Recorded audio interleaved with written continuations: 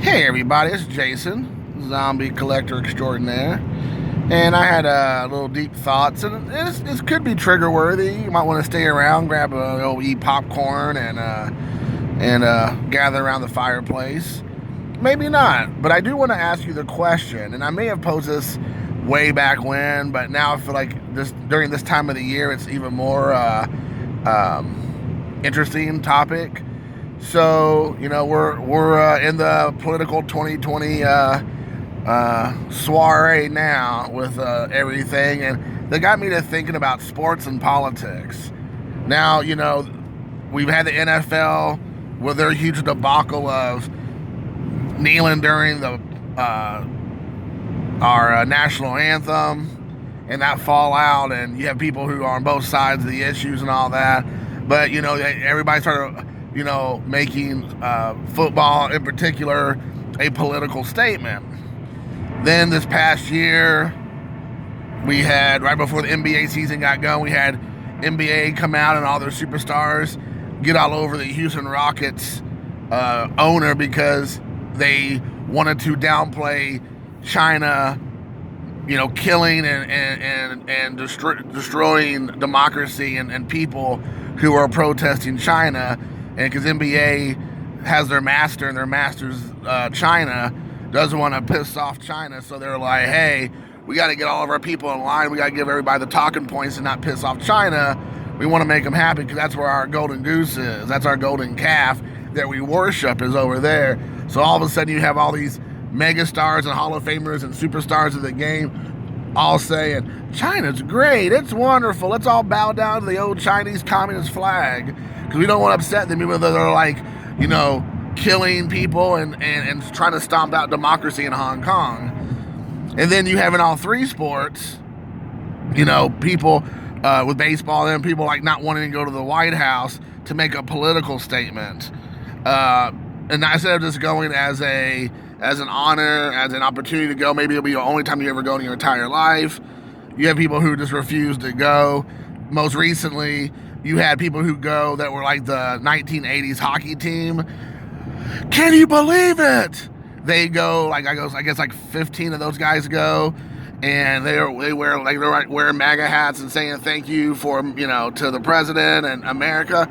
And when you go back and look, these guys are talking about they were a USA hockey team in 1980. They were pro-America.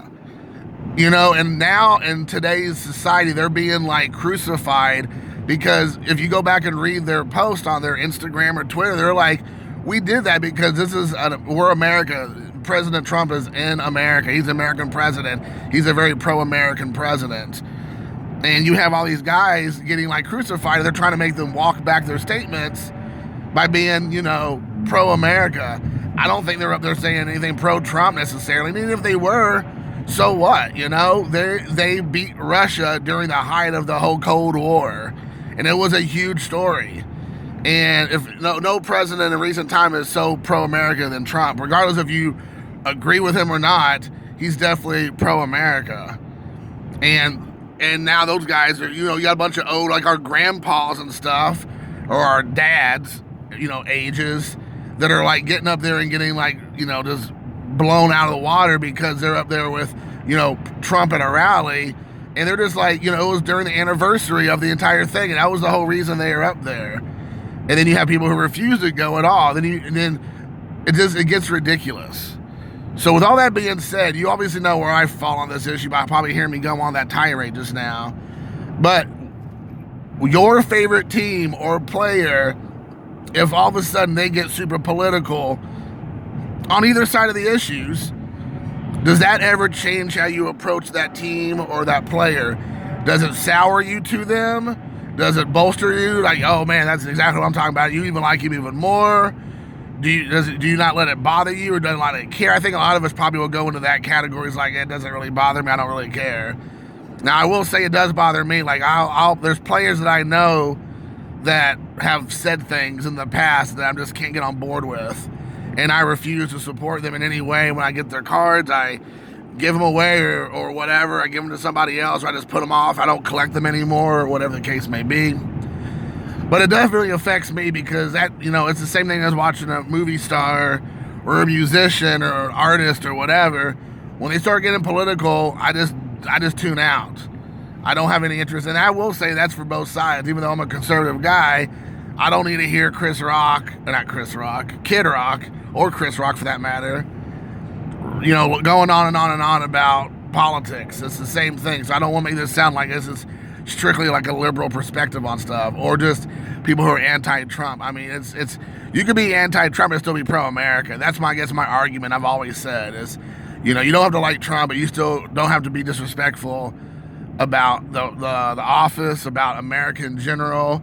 A bunch of old dudes up there just like, yay, pro-America, we beat the Russians, it's our 40th anniversary. And everybody's like boo-hooing them because they wore red caps. I mean, come on, like seriously, like grow up. It is ridiculous, man. So, I just want to ask people what their thoughts are on that topic, because it really does. I mean, this year, I think we're going to see more of that, more and more. I find it ironic and hilarious, and just like this guy gets what he deserves. Is you have the people like the Alex Coras of the world who were like, just how dare you be around some scumbag like Trump, and how terrible he is. He's such a, just a swindler and just a snake oil salesman, and you can't trust him. Look what he did to these poor people in Puerto Rico, which actually, come to find out, it was actually the Puerto Ricans doing it to themselves, their own government. But, Alex Cora was still trying to blame President Trump. And then he goes and find out that Alex Cora is the biggest cheater of them all, as a mastermind behind the whole sign stealing scandal. And then he has the audacity to pin how horrible Trump is about what he is. And then this guy has been for the last, 3 years at least, flipping cheater, scumbag. I mean, that is just ripe with just, I told you so kind of, comments. Completely just ridiculous. I mean, you don't hear nothing, you don't hear him say anything anymore. Got egg on his face. A whole dozen of eggs on his face. But anyways, I digress. But I do think it does show what kind of colors people really have. I just wondered what you all thought about it. For me, at the end of the day, is that I want to watch sports or listen to music or watch movies or TV, and I don't need the politics in it. I don't, on either side. At the end of the day, I really don't want to hear it. Some of my favorite musicians, artists, actors, directors, ball players, I lose respect for and stop watching and supporting them once they get political. That's not what I want to do. You cannot go to your job at work and start being political because you get fired. That's the fact. If you work at McDonald's and you start screaming MAGA, you're going to get fired. If you go to McDonald's and you start running your mouth about how, whatever, Bernie Sanders and Elizabeth Warren, and you're just like, they're this, that, and the other, you're gonna find you go there, you talk negative about Obama in a negative way, and you make everything political at your local Piggly Wiggly, you're gonna get fired. It's a fact. If you don't serve somebody, you disrespect somebody because of their political beliefs, and you're working on the clock, you're gonna get fired. But if you do it in the realm of sports and entertainment, somehow you get propped up as some kind of folk hero, and it's just absolutely ridiculous. If I go to my work right now, as I'm driving into work today, and I walk in the front door and I start screaming whatever political statement I want to make, and they tell me to stop, and I'm like, no, I don't have to stop, then they can fire me.